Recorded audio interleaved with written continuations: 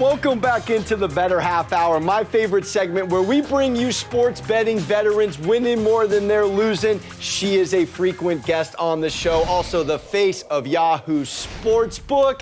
Minty Bets back in the building. Minty, happy Championship Monday.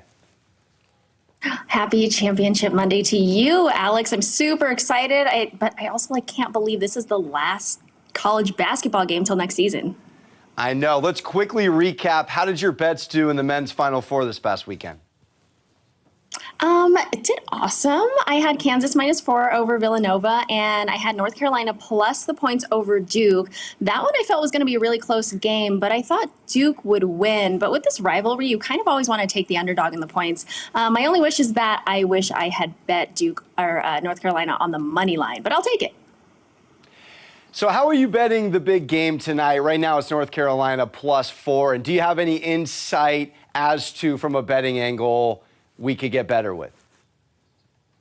You know, this one's pretty tricky because it's the very last college basketball game until next season. So people tend to overanalyze it and overthink it. The trends and stuff that I've found kind of clash with each other. I mean, Kansas is 7-3 against the spread their last 10, while North Carolina is 9-1 against the spread their last 10. The Jayhawks tend to play towards the under, while the Tar Heels tend to play towards the over. So there's not a ton I can share to sway someone the other way, but I like North Carolina +4.5.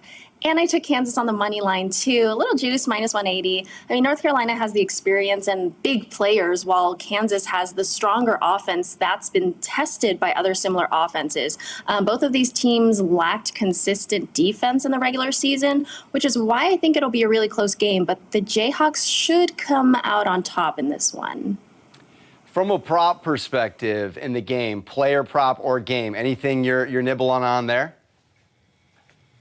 Yeah, there are two props I like in tonight's game. First, I'm looking at Caleb Love, under 17.5 points. He's scored his season high of 28 points on Saturday, so people are going to be a little high on him to get to that number again. But he's only scored 18 or more points in 3 of his last 7 games, so I really like the under. Another prop I'm looking at is Ochai Agbaji, as his point total is set at 16.5.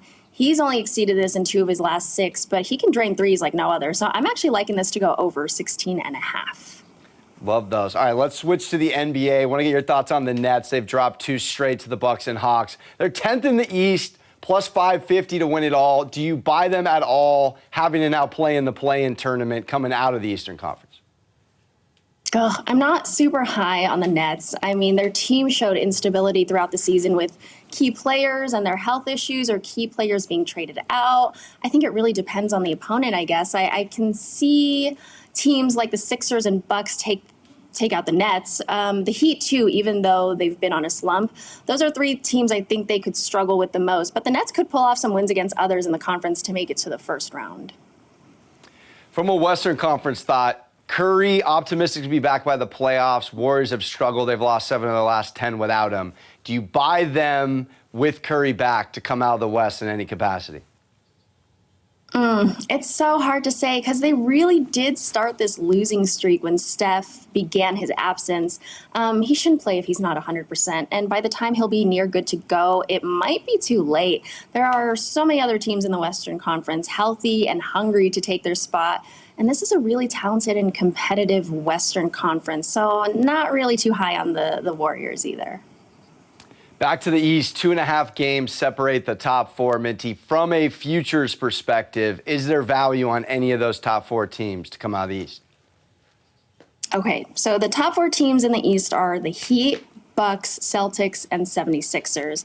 I've said it on here time and time again. I like the Heat, and I'm a ticket holder of the Heat to win the East. They've got the 5th best odds on the board to win this conference behind the Bucks, the Nets, who are 10th in the East, the Celtics, and the Sixers. Miami's +500 to win it, and people are sleeping on them because they were on a skid, but they're turning things around and quietly winning games again. So I like the Heat.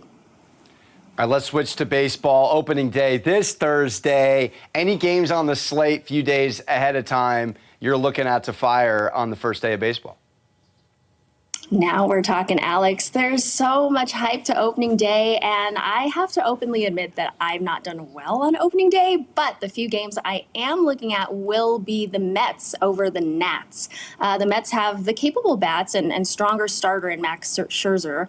I also kind of like the Mariners in the first 5 innings over the Twins as Seattle starts last year's Cy Young winner, Robbie Ray. But I'm not going to go too crazy firing on bets just yet, though. But those are 2 picks I'm really loving. And how about from an MLB Futures perspective? Any teams or players you're thinking about before the season starts?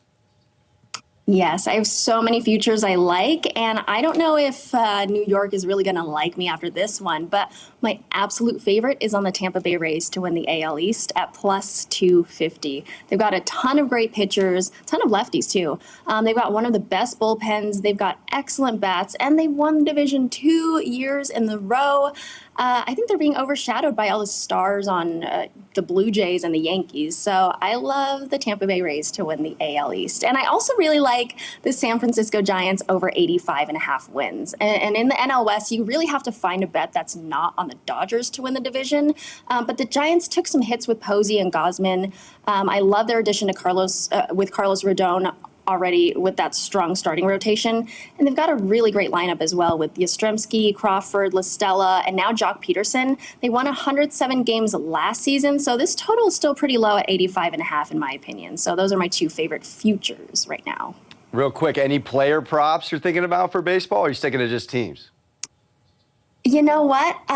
Yeah, for the Cy Young, I actually really like Kevin Gausman at 20-1. I mean, he was a stellar starter, and he moves from San Francisco now to Toronto, which is a really, really complete team. He finished top 10 in like WHIP, strikeouts, and ERA. So that one's a sneaky pick there. I was trying to find someone other than like Garrett Cole and Shane Bieber. So Kevin Gausman is my value pick for the Cy Young. Loving that. Minty, thank you so much, as always, for stopping by. Don't go anywhere. We're staying on some MLB Futures, talking teams and players, coming up next on the Bettor Half Hour.